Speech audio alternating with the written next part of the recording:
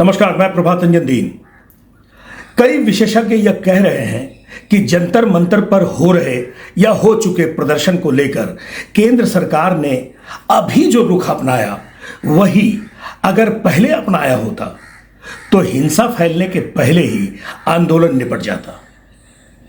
इस विचार के समानांतर एक और प्रश्न अधिक अर्थ भरा है कि अगर देरी न होती तो तमाम चेहरों से नकाब कैसे हट पाता। लोकतंत्र और संविधान की आड़ लेकर घिनौना हिंसक माहौल सृजित करने में शामिल चेहरे कैसे नंगे हो पाते।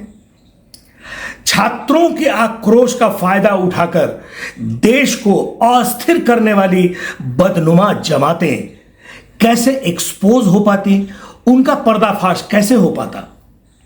कांस्टेबल के रूप में अपने थाना संसद मार्ग में पोस्टेड हूँ। कल हमारी ड्यूटी थी अरेंजमेंट ड्यूटी, जिसमें कि हमें बोला गया था इन लोगों को शांत रखने के लिए कि कोई भी मार्च लीगल नहीं है। हम लोग बैरिकेड्स पे अपनी ड्यूटी दे रहे थे। जब इन लोगों को पीछे कर दिया गया था तब हमारे को ऑर्डर्स आए थे कि हम लोगों को स्टूडेंट्स को बाहर एग्जिट की तरफ मोड़ना है। और कुट्टी शॉप के कट पे, जहाँ पे कुट्टी शॉप है उनके पहले एक कट है जो जंतर मंतर की तरफ जाता है, उसी के उल्टे हाथ पे YMCA या YWCA है, उसके बाहर में ही सुलभ शौचालय है। वहीं से हमारे ऊपर पथराव होना चालू हुआ। एकदम से पथराव हुआ तो हमने इधर उधर देखा तो समझ में नहीं आ रहा था पत्थर आ कहां से रहे। थोड़ी देर बाद देखने के बाद पता चला कि सुलभ शौचालय के ऊपर कई लोग छुपे हुए हैं जो कि हमारे ऊपर पथराव कर रहे हैं। और वो पत्थर नहीं थे, वो टाइलें थी। टाइलों को नोकीला करके एज एन वेपन यूज करा जा रहा था हमारे को कट्स मारने के लिए, ताकि हमारे को चोटें ज्यादा आए। तो जैसे ही मैंने उस चीज को देखा तो मैं उसको रोकने के लिए ऊपर की तरफ भागा और मैं सुलभ शौचालय की छत पे चढ़ा। जैसे ही मैं सुलभ शौचालय की छत पे चढ़ता हूँ, वहां पे देखता हूँ कि दो लड़कियां टाइलें घिसने का काम कर रही हैं और दो लड़के उनको मारने का काम कर रहे हैं। उन्होंने काफी ढेर इकट्ठा कर रखा था। मैंने किसी तरीके से उस ढेर को फेंका। जैसे ही मैंने उस ढेर को फेंका, उन दोनों लड़कों ने उठा के मेरे को नीचे रोड पे पटका। जैसे उन्होंने मेरे को रोड पे पटका तो पीछे से लगभग 50, 100, 200 गिनती नहीं है उन लोगों की, वो कितने लोग थे, वो स्टूडेंट्स भी नहीं लग रहे थे मेरे को। उन्होंने अपने बैगों में पत्थर भर रखे थे और पत्थरों से मार रहे थे। पत्थर वाले बैग हमारे सरों पे मारे जा रहे थे। उसके बाद कई लोगों ने मेरे को घसीटा। लड़कियों के मुंह से नाखून मारे गए, उनके मुंह से ये बातें निकली, इन्हें जान से मार दो, ये पुलिस के नाने लायक नहीं है, ये पुलिस के रूप में भेड़िए हैं, गुंडे हैं। ये आपके पत्थर लगे? ये सर पत्थर लगे हैं। यहाँ पे मेरे को एक यहाँ पे कट आया है नीचे की तरफ, उसमें मेरे को स्टील का डंडा मारा गया है लेटा के। कुछ लोग तो अपने कड़ों का इस्तेमाल कर रहे थे। ये सर, ये जब मैं रोड पे रगड़ा गया हूं तो मैं ऐसे लेटा हुआ था और मेरे को ऐसे खींचते हुए ले जा रहे थे। मैं यूं अपने आप को बचाने की कोशिश कर रहा था, बट मेरा बचाव कहीं नहीं हुआ। वो तो भगवान की किस्मत थी या जिस मर्जी की किस्मत थी सर, किसी की दुआ थी कि मेरे स्टाफ के लोगों ने मेरे को उस समय 10-15 लोगों ने उनकी तरफ धावा बोला, तब उन लोगों ने मेरे को छोड़ा। नहीं तो वो मेरे को छोड़ने नहीं वाले थे, मेरे को जान से ही मारने वाले थे वो लोग। उनका मोटिव ही ये था कि जो भी पुलिस पर्सन उनके हाथ में आएगा उनको जान से मारेंगे। उनके मुंह से बार बार यही बातें निकल रही थी और किसी भी एंगल से वो मेरे को स्टूडेंट्स नहीं लग रहे थे सर। मुंह में गुटके थे, गंदी अभद्र भाषा जो कि एक पढ़ा लिखा इंसान कभी भी इस्तेमाल नहीं करेगा। जबकि ये बोला गया था कि पीसफुल प्रोटेस्ट है, बट ये किसी भी एंगल से पीसफुल प्रोटेस्ट था नहीं। जूतों से मार, चप्पलों से मार, लकड़ों से मार, बोतलों से मार, मुंह पे थूका जा रहा था हमारे सर। इस तरीके से हमारे साथ व्यवहार हुआ है। और सबसे जरूरी बात, सत्ता का कायरानापन देश एक बार फिर कैसे देख पाता। तिलचट्टों के आगे सरकार की दंडवती मुद्रा ने मोदी सरकार का लिजलिजापन पूरे देश में प्रदर्शित किया है। तिलचट्टों की मांग पर सरकार ने एक मंत्री का इस्तीफा लेकर अपने असली चरित्र का सार्वजनिकीकरण कर दिया है। पिछले 12 वर्षों में तीसरी बार यह मौका है जब मोदी सरकार ने भीड़वाद और अराजकतावाद के आगे घुटने टेके हैं। NRC, आप याद करें, NRC के बाद कृषि कानून और अब तिलचट्टे। मोदी सरकार के इस लिजलिजेपन से देश भर में यह संदेश गया है कि अराजकता फैलाकर सरकार को समर्पण की मुद्रा में लाया जा सकता है। खुद प्रधानमंत्री नरेंद्र मोदी सरकार ने आगे बढ़कर देश की युवा पीढ़ी को यही तो संदेश दिया है। चलिए, देर से ही सही, षड्यंत्रकारी देश के सामने एक बार फिर नंगे हुए और 56 इंच के सीने की असली मजबूती भी पता चली। सरकार भले ही यह कहती रहे कि मूल समस्या का समाधान निकला, लेकिन यह संदेश तो देश में गया ही कि ऐसे विकृत आंदोलनों से सरकार को दंडवत कराया जा सकता है। जो वास्तविक छात्र थे, जो मूल रूप से छात्र थे, उन्हें भी मोदी सरकार ने भविष्य के लिए यह दीक्षा दे दी। शांत शालीन छात्रों का तिलचट्टों से मोह भंग हुआ और रीढ़हीन सत्ताधारियों से भी उनका मोह भंग हो गया। अच्छा हुआ कि सोनम वांगचुक अपना अनशन खत्म कर नेपथ्य में चले गए और राहुल गांधी हमेशा की तरह देश में आग लगाने की कोशिश कर विदेश रवाना हो गए। तो वही लोग किसान आंदोलन भी कर रहे थे, यही लोग यहां भी थे। भाई कौन लोग पहुंचे कॉकरोच के मंच पे? यही टिकैत, जी जी हाँ, यही शबाना आजमी, जी यही टुकड़े टुकड़े गैंग वाले, यही लोग जो दिल्ली दंगे में जो जेल के अंदर बंद है उसको अपना बेटा मानते हैं। ये सारे लोग तो वही हैं। तो एक जो है वो इधर से खुला हुआ, सारे लोग छोड़ के क्यों गए? कांग्रेस पार्टी को लगा कि नहीं भाई इसका फायदा हमको मिलना चाहिए, तो राहुल गांधी चले गए विदेश। जी वहां क्या सेटिंग? भाई राहुल गांधी तो वो तो नोन है कि वो जाकर के मिलते हैं हिंदुस्तान में रिजीम चेंज करने वाले लोगों के साथ, बिल्कुल। उनकी बैठक होती है। कहां गायब हो जाते हैं, किसी को पता नहीं चलता किससे मिल रहे हैं क्या। इसलिए मैं बार बार कहता हूं, राहुल गांधी जब भी विदेश जाता है हिंदुस्तान की सरकार को उसके पीछे एजेंसी लगानी चाहिए। कोई प्राइवेट लाइफ नहीं है किसी भी पब्लिक लीडर की, किसी की नहीं होनी चाहिए। आप देश का प्रधानमंत्री बनना चाहते हैं, आप देश के लीडर ऑफ अपोजिशन हैं, आप 24 घंटे में क्या क्या करते हैं ये देश को मालूम होना चाहिए। ये बेकार की बातें कि भाई फैमिली के पास जा रहे हैं तो नानी बीमार है, ये नहीं। आप नानी के पास हैं तो देश को मालूम होना चाहिए कि नानी के पास हैं आप। आउट ऑफ द रडार जाने की कोई, अब ये झगड़ा हो गया, कौन लेगा क्रेडिट? राहुल गांधी ने अपना तिकड़मबाजी कर दी। वो कह रहे हैं भाई एनएसवाई, भाई सबको ये इच्छा है सड़क पे उतर के युवा आएंगे और जो है मोदी सरकार को, भाई चुनाव से नहीं हरा सकते तुम लोग, चुनाव से नहीं हरा सकते ना। कॉकरोच वालों के साथ दिक्कत क्या हुआ कि इनके पास कोई मॉरल अथॉरिटी नहीं थी। कोई भाई देखिए ये ईप के दीप के कौन नाम रख दिया कॉकरोच, और वो भी किसके? सुप्रीम कोर्ट के जज के बयान के ऊपर। आपने कोई ढंग का नाम रखो यार। जैसे इसने रख लिया था झाड़ू, बताइए, बड़े डिमीन करने वाली चीजें। केंद्र सरकार तिलचट्टों को दुलारने पुचकारने में लगी रही। जल्दी ही सरकारी लाड प्यार उपहार पाकर तिलचट्टे भी गंदी नालियों में घुस जाएंगे, लेकिन यह साबित कर जाएंगे कि एक और शाहीन बागी षड्यंत्र कामयाब हुआ। सबसे अलार्मिंग बात क्या है यह आप समझ ही रहे होंगे। शाहीन बाग और जंतर मंतर की हरकतों से दुनिया भर में भारत के छात्रों और युवाओं की छवि बांग्लादेश के लुच्चे लफंगों जैसी हो रही है, या कहें हो चुकी है। भारतवर्ष के युवा समझदार, जागरूक और अहिंसक आंदोलनों से व्यवस्था परिवर्तन के वाहक माने जाते रहे हैं, लेकिन लुच्चे लफंगों और देश विरोधी तत्वों ने छात्रों और युवकों की भीड़ में घुसकर सड़ांध फैलाने का काम किया। और यहाँ पर हम आज यूं ही नहीं खड़े, अभी ये तमाशा तो शुरू हुआ है नरेंद्र मोदी, अभी ये तमाशा शुरू हुआ है, अभी ये खेल शुरू हुआ है। और इस जज्बे का आंदोलन, तो इस जज्बे का अंदाजा तुमको अभी नजर आ रहा हो। ये अभी पिक्चर ठीक है, और इस पिक्चर का जब तुमको अंदाजा होगा तो तुम भी वो बांग्लादेशी की तरह या किसी और मुल्क की तरह असाइलम लेके कहीं और भाग जाओगे। यहाँ पर तुम्हारे लिए इस देश में कुछ नहीं बचा, इस मुल्क में कुछ नहीं बचा। इनकलाबो इनकलाबो इनकलाब। अलग अलग मुद्दों पर सोनम वांगचुक का आंदोलन अनशन लंबे अरसे से जारी था। लद्दाख को पूर्ण राज्य का दर्जा दिए जाने की मांग से शुरू हुआ वांगचुक का आंदोलन नीट परीक्षा लीक मामले से भी जुड़ गया।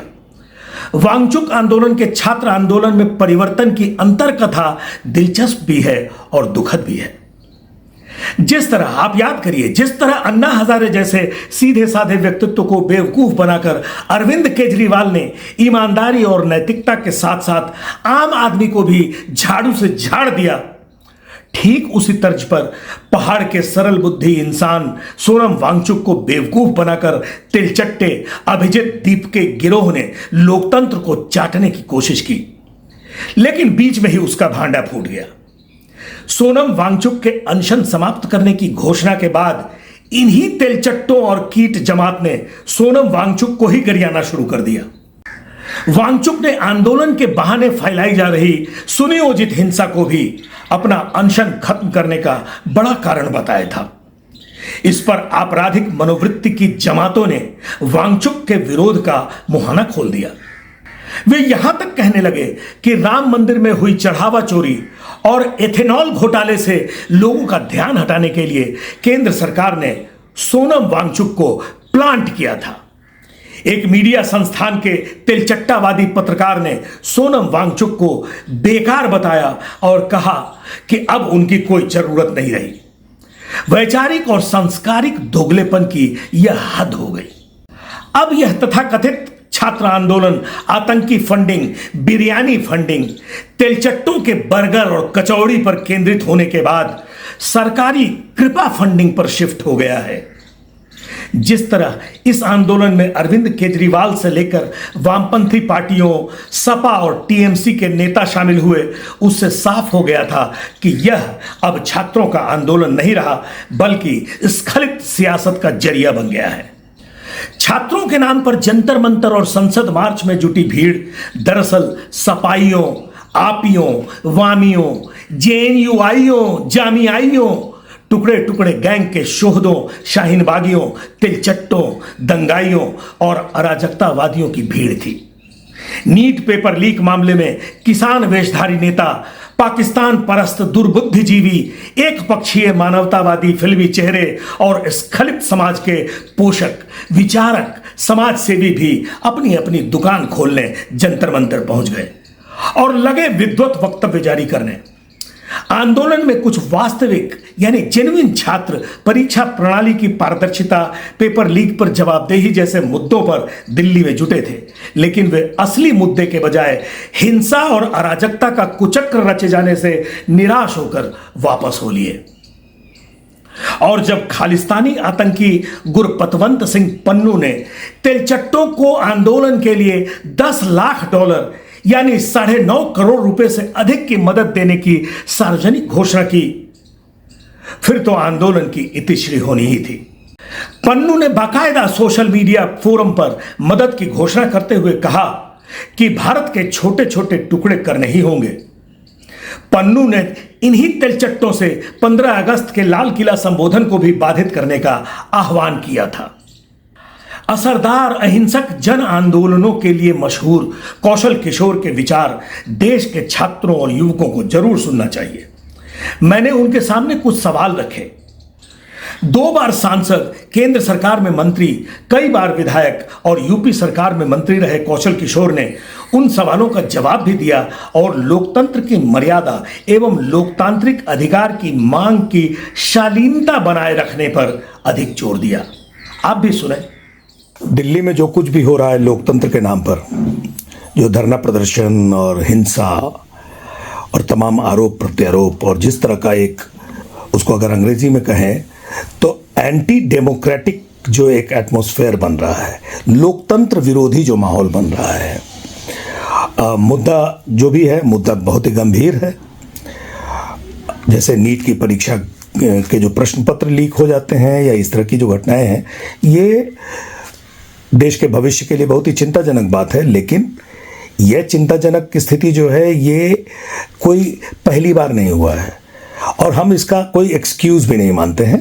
पहली बार भी अगर हो रहा हो तो ये दुर्घटना है, ये गंभीर बात है, और लगातार सिलसिलेवार चल रहा हो तो ये और भी गंभीर बात है। लेकिन अपना विरोध जताने का जो एक भारतीय तौर तरीका है, जो सत्य और अहिंसा के मार्ग पर चलने का, सत्याग्रह का जो तौर तरीका है, वह तरीका अगर खो गया और अगर हिंसा ही इस तरह का रास्ता अगर बनेगा, तो हम भारतवर्ष के लोग क्या अपने देश को बांग्लादेश या नेपाल बनाने की तरफ हैं?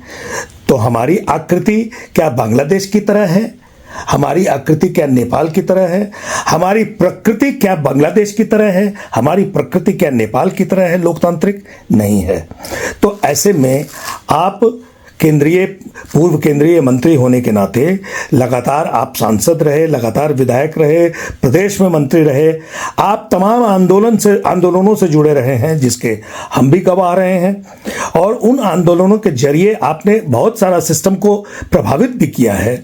तो क्या आप सहमत हैं इस तरह के तौर तरीके से जो धरना प्रदर्शन का तरीका अभी दिल्ली में चल रहा है? भारत एक लोकतांत्रिक देश है और संवैधानिक तरीके से भी सबको अधिकार है अपनी बात कहने का, लेकिन लोकतांत्रिक तरीके से बात कहने का और शांतिपूर्वक बात कहने का। अभी जो दिल्ली में चल रहा है, मैं जो स्टूडेंट्स हैं, जो छात्र हैं, उनकी जो मांग अपनी है ये लेकर के कि नीट का पेपर लीक हुआ या दूसरे पेपर लीक हुए, ये छात्रों की मांग तो जायज़ है, लेकिन छात्रों के का जो ये आंदोलन है, ये धीरे धीरे आंदोलन एक पॉलिटिकल रूप ले लिया और हिंसक आंदोलन के रूप में बदल गया। तो लोकतांत्रिक तरीके से धरना करना, प्रदर्शन करना सबका अधिकार है। भारत के संविधान में हमको ये अधिकार पूरी तरीके से दिया गया है। क्योंकि मैं भी बहुत धरना प्रदर्शन करते चला आया हूँ और आज भी मैं लोकतांत्रिक तरीके से मीटिंगें करता हूँ, जनसभाएं करता हूँ। ये मेरा अधिकार है और सभी का अधिकार है, इसको कर सकते हैं।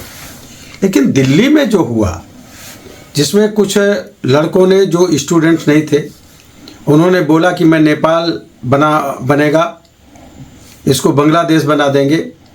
इस तरीके के जो सोशल मीडिया पे कई लोगों के बयान इस तरीके से आए, या इस तरीके से भी बयान आए कि जिसमें उल्टे सीधे के नारे लगाए गए, देश के प्रधानमंत्री मोदी जी को गालियां दी गई, माँ बहन की गालियां देने के वीडियो भी जारी किए गए सोशल मीडिया पर।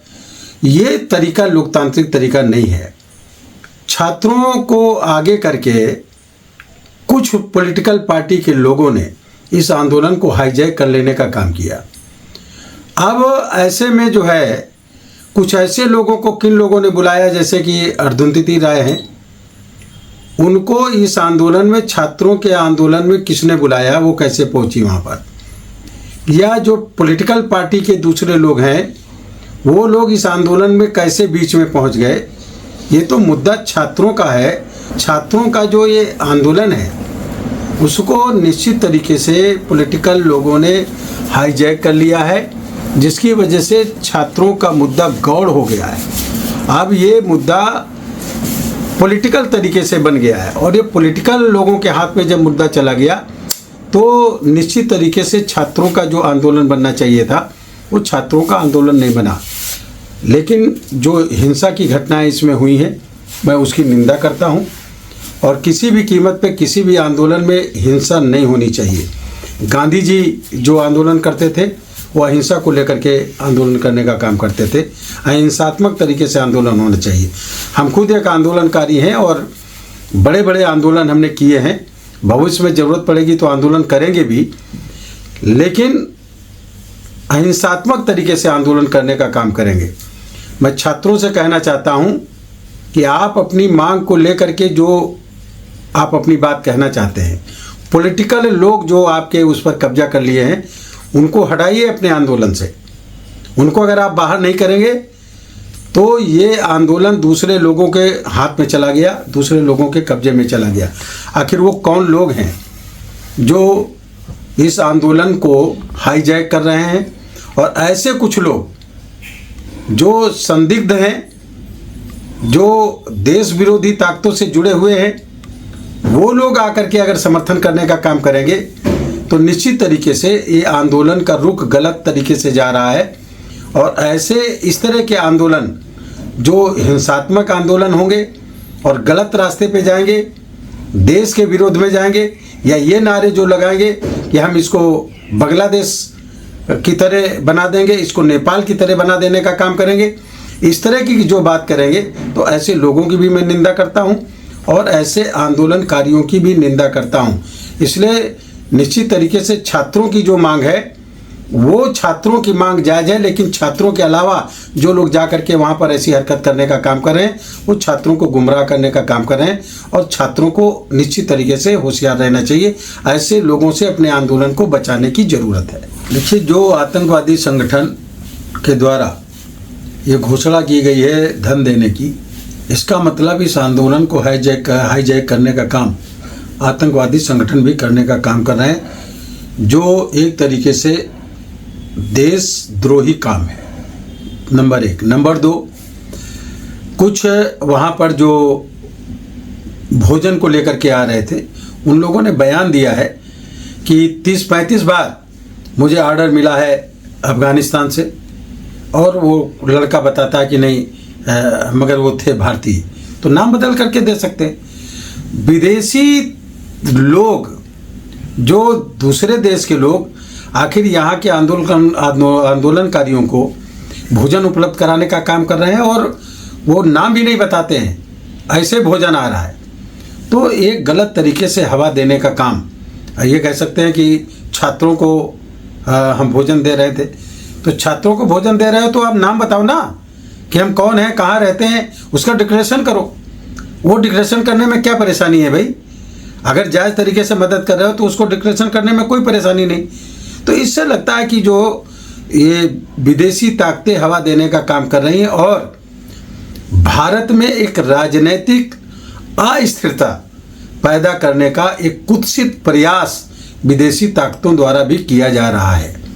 और वो राजनीतिक अस्थिरता पैदा करने के लिए इसलिए कि आदरणीय प्रधानमंत्री नरेंद्र मोदी जी ने जो 2047 तक विकसित भारत, आत्मनिर्भर भारत और नशा मुक्त भारत बनाने का जो संकल्प लेने का काम किया है, इससे कुछ खलबलाहट लोगों में मची हुई है कि अगर विकसित भारत बन जाएगा, आत्मनिर्भर भारत बन जाएगा और नशा मुक्त युवा बन जाएगा, तो नशा मुक्त युवा बन जाएगा तो नशा बेचने वाले लोग भी हैं, नशे के कारोबारी, वो चाहे जो भी हों, गांजा, अफीम, चरस, कोकीन, ब्राउन शुगर, ऐसे बड़े पैमाने पर जो ड्रग्स वगैरह के सप्लायर हैं, जो देश के नौजवान को नशे में डाल करके यहाँ पर राजनीतिक अस्थिरता पैदा करने का लगातार कुत्सित प्रयास करते चले आ रहे हैं, उनकी योजनाएं फेल हो जाएंगी और उनका बिजनेस फ्लॉप हो जाएगा। इसलिए इस तरीके के एक आंदोलन को गलत तरीके से हवा देने का काम कुछ ताकतें करने का काम कर रही हैं। इसमें छात्रों से मैं फिर कहना चाहता हूं कि हम आपकी मांग से पूरी तरह से सहमत हैं, उसमें हमें कोई दो राय नहीं, लेकिन छात्रों की मांग से सहमत है। छात्रों की आड़ में जो आकर के वहाँ पर ईंटा गुम्मा पत्थर चला रहे हैं, प्रधानमंत्री जी को गाली दे रहे हैं, लोगों को गाली दे रहे हैं, मारपीट करने का जो लोग प्रयास कर रहे हैं और आंदोलन को हिंसा की तरफ ले जाने का काम कर रहे हैं, ये तरीका गलत है। आंदोलन का ये तरीका नहीं होता। आंदोलन शांतिपूर्वक करना चाहिए, बैठ करके करना चाहिए, या यात्रा भी निकाली है तो कहाँ से कहाँ तक ले जाएंगे, हुड़दंग मचा करके नहीं किया जा सकता। और हुड़दंग मचा करके ये करना निश्चित तरीके से उकसाने वाले कुछ लोग हैं जो साफ साफ तौर से उसमें दिखाई देने का काम किए। इसके अलावा पार्टी का नाम की बात आई है, काकरोच पार्टी, काकरोच जनता पार्टी। कितनी तेजी से हवा इसको देने गई, काकरोच। और लोग पूछते भी हैं कि आप काकरोच हैं, कुछ लोग बोलते हैं हाँ काकरोच हैं। एक आदमी अगर अपने को काकरोच बोले और कहे कि नहीं हम काकरोच हैं, ये कितनी शर्म की बात है। हम इस पे किसी पशु को और किसी भी कीड़े या उनकी बात नहीं कर रहे हैं, ना उनका अपमान करने की बात कर रहे हैं। लेकिन यहाँ पर एक बात आती समझ में साफ तौर पर, क्या सोशल नाम पर क्या हम किसी पार्टी का नाम नहीं रख सकते थे? रख सकते थे। हम कितने भी नाम रख सकते थे और हजारों के हिसाब से राजनीतिक पार्टियां रजिस्टर्ड हैं, उन्होंने ज़्यादातर अपने नाम किसी न किसी के नाम से करने का काम किया, लेकिन किसी पशु, किसी जानवर के नाम से अभी तक के कोई पार्टी बनाने का काम नहीं किया। केवल काकरोच जनता पार्टी ही इस उस पे बनी। इसका एक संदेश जाता है, और संदेश ये पूरी दुनिया में इससे बड़ी बदनामी हुई है कि कॉकरोच के नाम से बनी एक पार्टी पे वहाँ लाखों लोग इकट्ठा हो रहे हैं पूरे देश में। यानी उनकी समझ कैसी बन गई है, उनकी सोच किस तरीके की बन गई है, इसका एक गलत संदेश जा रहा है। और बुद्धिजीवी लोग, पढ़े लिखे लोग, विवेकशील लोग आपस में इस बात की चर्चा कर रहे हैं कि कुछ लोग इस तरीके की हवा दे करके ऐसी पार्टी को निश्चित तरीके से देश की बदनामी कराने का काम कर रहे हैं। और मैं इसलिए सभी लोगों से कहना चाहता हूँ कि राजनीतिक पार्टियों के बारे में भी, उनके नाम के बारे में भी सोचने की ज़रूरत है। इसलिए आज काकरोच पार्टी, कल कोई किसी दूसरे नाम पे, जानवर के नाम पर पार्टी रख लेगा। क्या इस तरीके से हमारा भारत का लोकतंत्र, इस तरीके से क्या अच्छा लोकतंत्र बनेगा क्या? इसलिए मैं सभी लोगों से विनम्र प्रार्थना करना चाहता हूँ, निवेदन करना चाहता हूँ, खास करके छात्रों से, आप समझने का काम करिए। आप अपने आंदोलन से ऐसे लोग, जो लोग अब तक के देशद्रोही रहे हैं, और पॉलिटिकल लोग, ऐसे पॉलिटिकल लोग जो आपके आंदोलन को हाईजैक कर लेने का काम किया, अगर आप अपनी मांगे सही तरीके से मनाना चाहते हैं तो ऐसे लोगों को बाहर करिए। आप खुद अपना आंदोलन करिए, लेकिन इस आंदोलन को पॉलिटिकल मत बनने दीजिए। राम, कृष्ण, बुद्ध, महावीर, कबीर, गुरु नानक जैसे ईश्वरीय महापुरुषों और संतों की लंबी कतार वाले देश में विकृत चित्त और चरित्र का वर्चस्व स्थापित होने लगे एवं शालीनता और सदाशयता विलुप्त होने लगे तो यह भारतवर्ष के लिए शर्म की बात तो है ही। आज के लिए इतना ही। नमस्कार, जय हिंद।